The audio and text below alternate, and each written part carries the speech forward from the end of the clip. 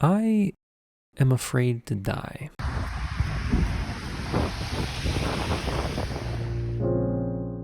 Afraid to die in a way so complete and primal that I don't think I can do it justice here. Or I suppose more so, I don't really want to try. The fact that, at some point, I'm going to die is a fact that my brain understands but refuses to actually accept. On a day-to-day basis, my pending mortality is something nearly irrelevant, so detached from the human requirements of living that it easily gets buried in any number of Maslow's needs.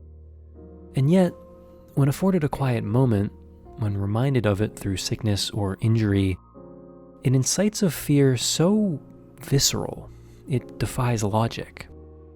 Why ruin today by worrying about a distant tomorrow? I'm not sure, but perhaps it's the creeping knowledge that tomorrow, no matter how distant, is preordained, and moving slowly but surely, ever closer. This is now the part of the video where I'm supposed to say, but Frieren has taught me to appreciate the passage of time and enjoy the little things instead of worrying about the future. Except it didn't do that. In fact, it did the opposite. It sent me into an existential doom spiral instead.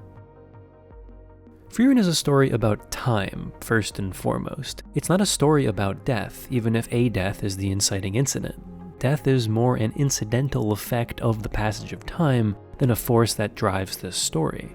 Every aspect of the story is tied to time. The advancement of magic can be counted by the years that have passed. Every small adventure is clearly marked by the time since Himmel's death. Characters visibly age to show the passage of time.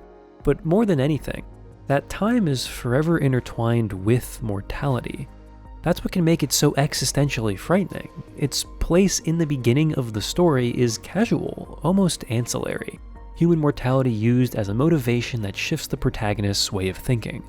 The story purposely shows things from Frieren's perspective, not the other party members. 50 years gone in the blink of an eye, in montage no less, effortlessly showing us how that version of Frieren interacts with the passage of time. But when viewed through a human lens, it's sort of unnerving, isn't it? That's it? At the end of our lives, it was all just a montage of some of the fun bits? Time just marches on and suddenly you're old and gray and dead? Even if you save the world, even if you're the most famous person alive, the lights go out eventually. You age, and you die. The passage of time is unstopping, unknowing, and unbeatable. And after watching the first few episodes, I just couldn't shake that existential dread for days. I don't think the story is purposely trying to make some macabre point here. Like I said, it's essentially incidental, it's simply stating facts. But sometimes the most realistic part of a fantasy setting is the one that can get to you the most. A gentle reminder that you too, one day, will grow old and wither away can dominate your brain space in a way that even the funny elf girl can't really help.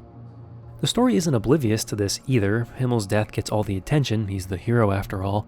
But Heiter is the character that we get to see actually grapple with his own mortality. One of the most striking moments during the story's opening act is the juxtaposition between an old Heiter saying that he has accepted he's going to die soon, and an older Heiter saying that no, actually he's more afraid of dying now than he ever was before.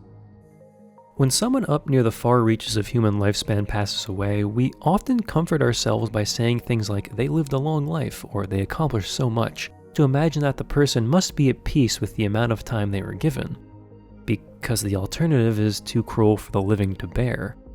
But humans are greedy beings. Even those of us who have seen everything, done everything, still want more.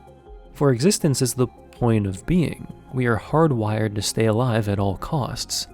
Even if deep down Heiter knew that grimoire did not contain any immortality or life-extending spells, we can imagine that the thought at least crept into his mind at some point that maybe they did.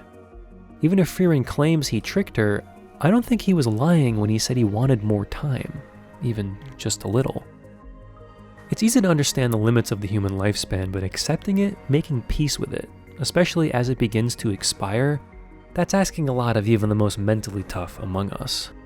In fact, it's clear to us that Fern had accepted that Heiter was going to die far before he truly had himself.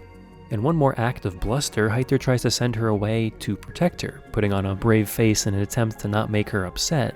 not realizing that the one who really needed the support at that moment in time was him.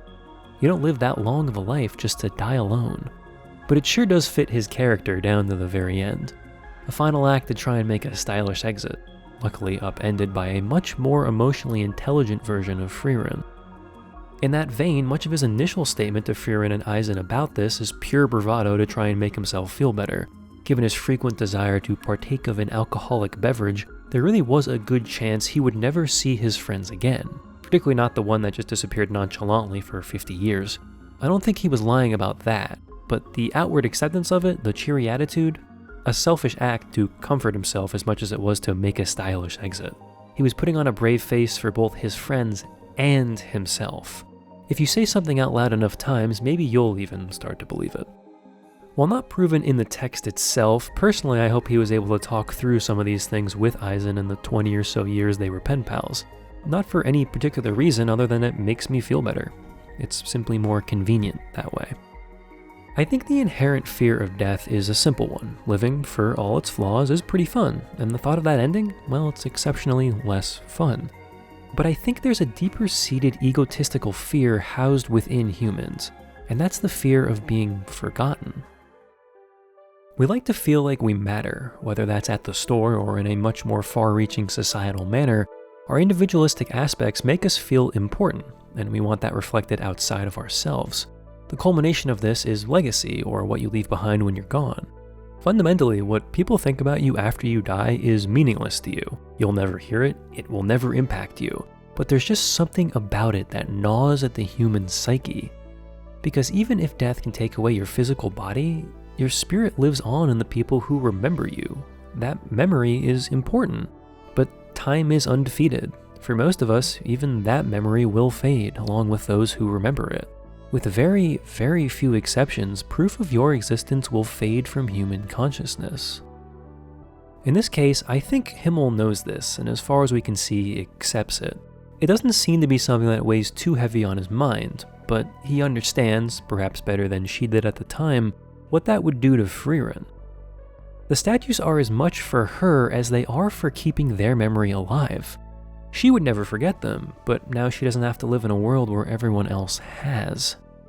Nowhere is this better illustrated than in the Liberation Festival scene, an event celebrating the work of the heroes' party nearly 100 years after they saved the city.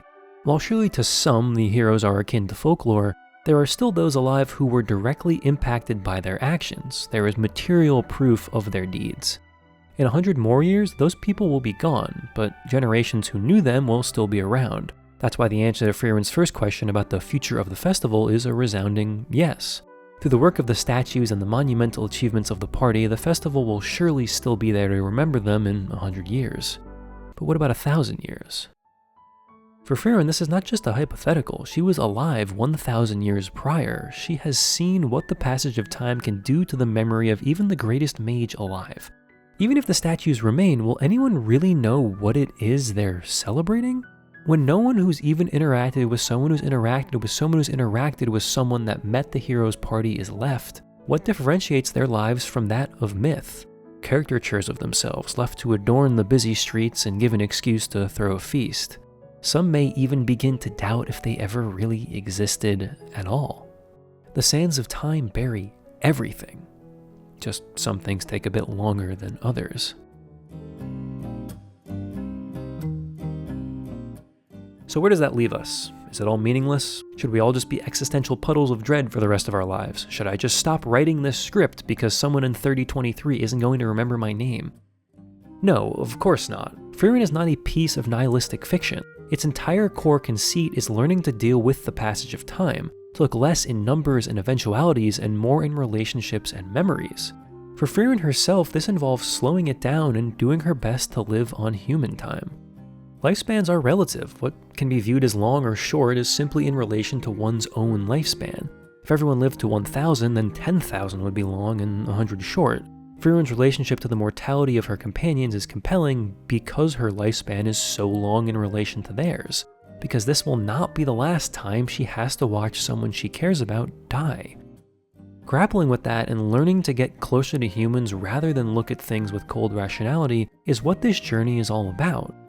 Just because you understand that the clock is ticking doesn't mean you need to be looking at it all day long. And once that clock runs out, once there is no more life to live, you want to make sure you took it for all it was worth. And after it's all over, well, I find some peace in perhaps the most moving thing Heiter ever said. Even if heaven doesn't exist, I believe it should, because it's simply more convenient that way. All those people doing their best to live deserve something better than nothingness awaiting them. I prefer to think they get to live the good life in heaven. So where does this all come back to me? I have since recovered from my little bout of Frieren existentialism, and I think it's a credit to the caliber of this story that something currently in progress could have this level of effect on me. And in case anyone was worried, any time any of these issues crop up in and around my daily life, I handle them like anyone else would, by running 10 miles in the pouring rain. This is not a joke, I am very mentally stable. There's something about your own breath, your own heartbeat, that tethers you in the present, moving forward on your own two legs, proof that you are alive. It really is just incredible catharsis. The future is nebulous and the past is worth remembering, but today, that's where the memories are made. At its core, that's what Frieren is about. It's about making up for the mistakes of the past by living in the present, all while doing your best to honor that past and stop it from being forgotten. And for all my dramatic existentialism, it's been a wonderful setup for a fascinating story, and given the quality of its writing so far, I doubt it's the only trick it has up its sleeve. Ironically, the future is what will decide how Frieren is remembered in the past, but I have high hopes. And I'm sure one way or another it will continue to connect with me emotionally. Frieren's journey isn't over quite yet, and conveniently, neither is any of ours.